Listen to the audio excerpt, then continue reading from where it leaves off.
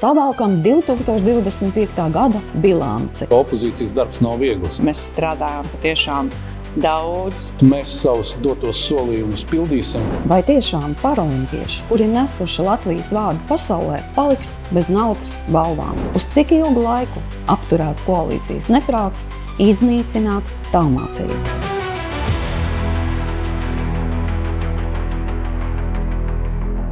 Decembrī notiks Saeimas beidzamā šī gada plenārsēde.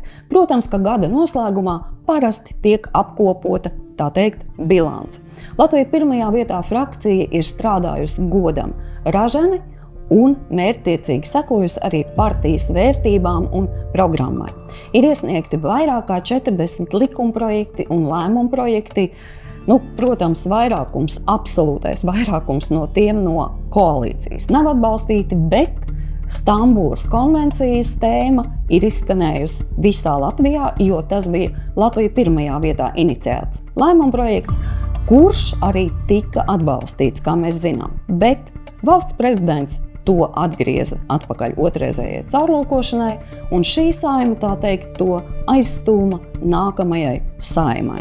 Starp Latviju pirmajā vietā frakcijas likumdošanas iniciatīvām bijušas gan tādas, kas atbalsta uzņēmējdarbību, gan tādas, kas attiecās uz vērtībām, proti uz konservatīvām vērtībām. Ko es vēlētos minēt? Proti, šī gada sākumā Latvija pirmajā vietā frakcija nāca ar ierosinājumu papildināt Satversmes preambulu ar šādu tekstu. Valsts atzīst, ka pastāv tikai divi dzimumi – vīrietis un sieviete, un neveicina, kā arī neatbalsta mākslīgi veidotu dzimšu izplatību. Šāds bija mūsu ierosinājums, protams, ka tas netika atbalstīts. Latvija pirmajā vietā šajā gadā rosināja virkni izmaiņu nodokļos, proti samazināt to 5% PVN noteikti pirmās nepieciešamības pārtikas precēm, samazināt to 12% PVN noteikti sabiedriskai ēdināšanai un viesmīlības pakalpojumiem, bet uzņēmumu ienākumu nodokli samazināt no 20% uz 12,5%. Diemžēl šie ierosinājumi netika atbalstīti, bet ar koalīcijā esošās ZZS frakcijas atbalstu tomēr izdevās divus, mūsuprāt, būtiskus ierosinājumus nodot vērtēšanai komisijai, nevis noraidīt. Un proti, par ko tie ir? Viens ir likumā par Latvijas valsts karogu, proti neatļaut, jeb aizliegt Latvijas valsts karogu lietot kopā ar LGBTQ vai tā saucamo varavīksnes karogu. Otrs ierosinājums ir likumā par sapulcēm, gājieniem un piketiem, proti aizliegt nepilngadīgām personām piedalīties tādos pasākumos, kur tiek sludināta LGBTQ ideoloģija. Un ko par šī gada veikumu domā Latvija pirmajā vietā frakcijas deputāti?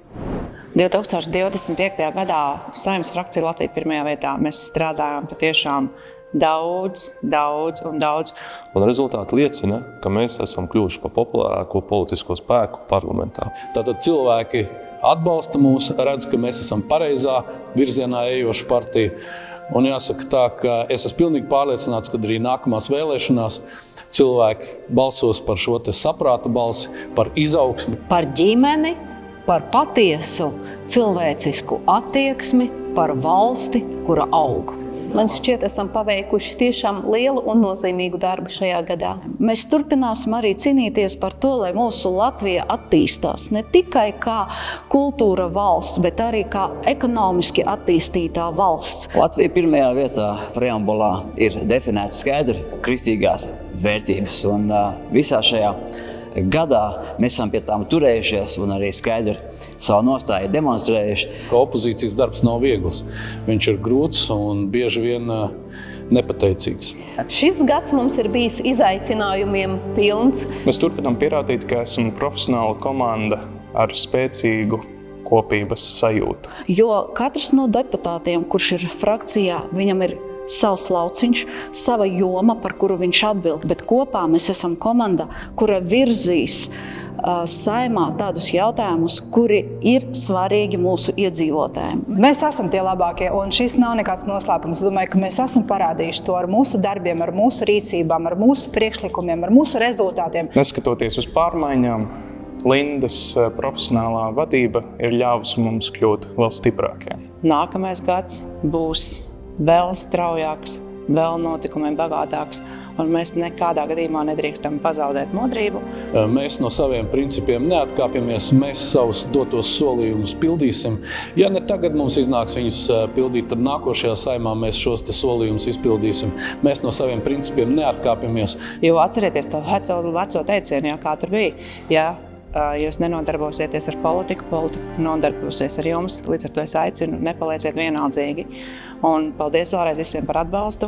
Mums ir galvenais mūsu partijā ne amati, bet šī te ideoloģija, šī te pamati, šīs te kristīgās vērtības, ģimeniskās. Un vēlreiz paldies visiem Latvijas cilvēkiem par atbalstu un strādāsim kopā Latvijas nākotnē. Gada beidzamajā plenārsēdē Latvija pirmajā vietā deputāti vērsās pie premjeras Evikas Siliņas ar deputātu pieprasījumu saistībā ar Nacionālās sporta padomes lēmumu atstāt bez ministru kabineta naudas balvām divus no izcilākajiem paralimpiešiem Aigaru Apini un Rihardu Snikus. Mēs labi atceramies viņu panākumus šajā gadā.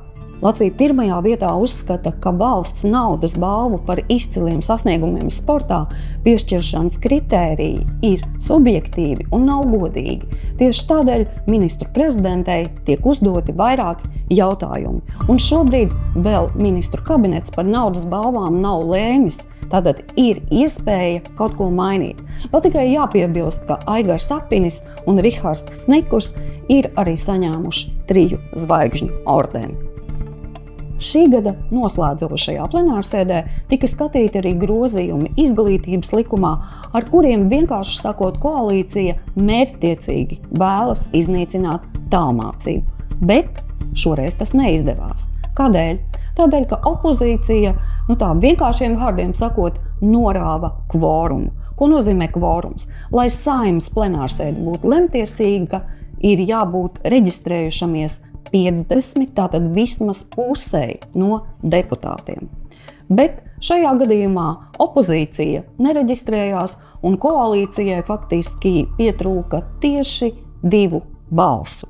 Tātad šis likumprojekts, šie grozījumi netika pieņemti, bet kas notiks tālāk?